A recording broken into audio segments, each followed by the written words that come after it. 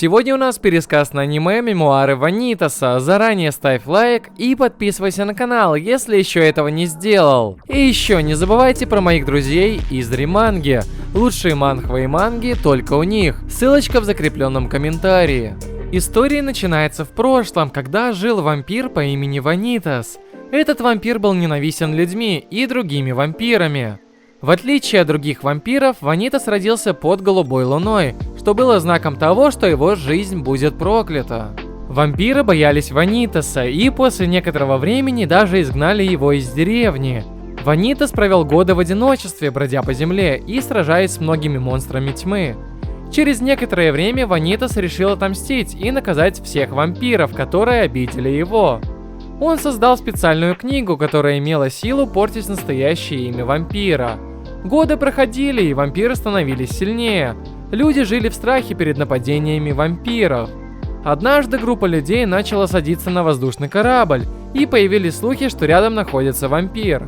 Нао заметил, что один из пассажиров чувствует себя плохо, и помог ей. Эта женщина представилась Эмилия, и они начали знакомиться. Нао рассказал, что он путешествует в Париж, чтобы найти книгу Ванитаса. Это удивило Эмилию, и она стала молчать еще больше.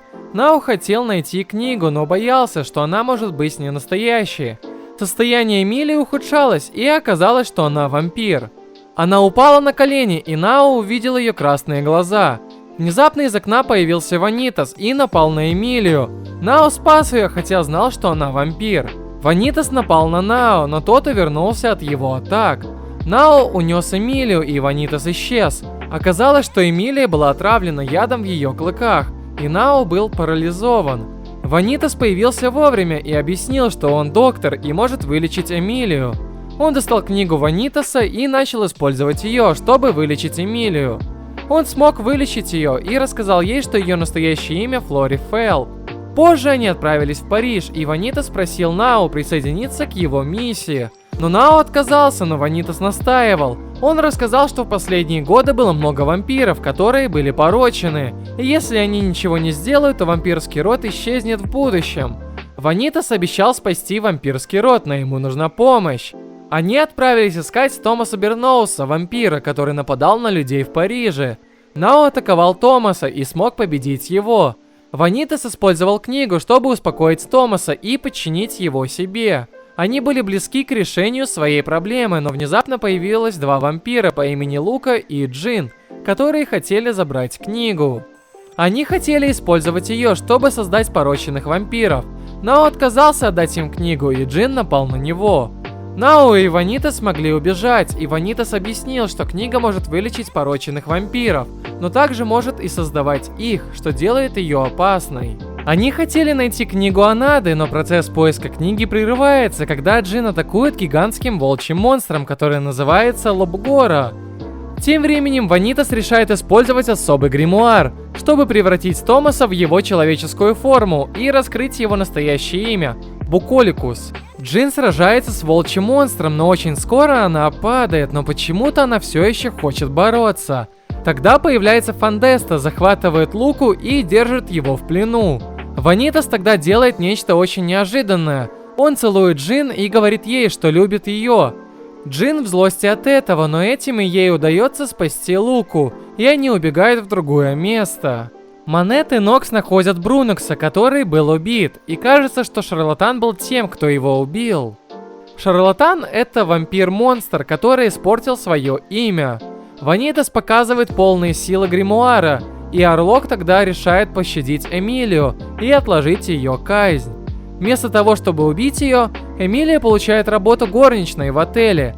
Но тогда Ноа кусает руку Эмилии, чтобы прочитать ее воспоминания, и он видит огромное скопление демонов, и там есть и Шарлатан. Позже Доминика де Сад прибывает в город, и она захватывает Ноа за шею, используя специальное устройство. Затем она ведет его в секретную камеру, которая находится в имении Орлука. Там она раскрывает, что лорд Руфин присоединится к балу, который появился в ту же ночь. Ванитас успевает прибыть вовремя и пытается спасти Ноа. Он берет его за руку и телепортируется в Альтус Париж, который является альтернативной версией Парижа, но этой версией Парижа правят вампиры. Они прибывают в Альтус, Париж, и шокированы тем, как он отличается от реального мира.